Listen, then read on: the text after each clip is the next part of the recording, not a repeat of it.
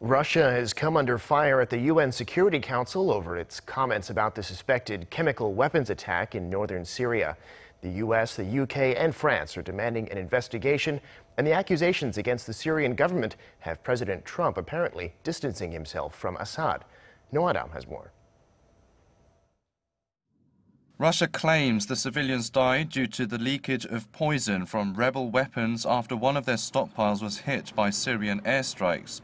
This assertion has been widely rejected by world powers, who say the Syrian government knowingly targeted the rebel munitions.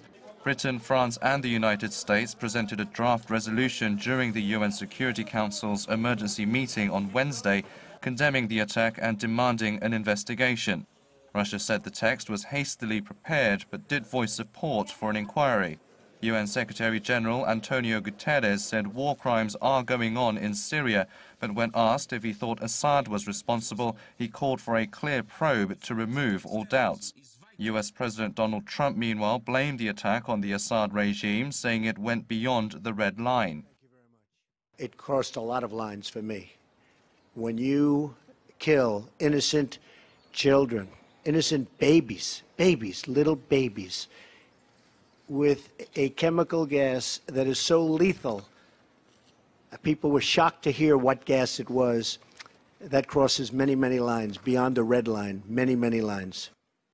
His accusations against Assad put him directly at odds with Damascus's ally Moscow, but there was no mention of Russia during his press briefing at the White House, although he did say his attitude towards Syria and Assad had changed very much.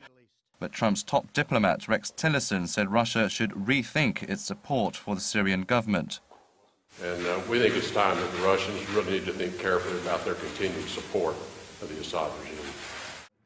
President Trump also failed to mention how and if he would take action against Syria following the attack, but America's UN envoy, Nikki Haley, said Washington would take unilateral steps if the UN fails to reach a consensus on the matter.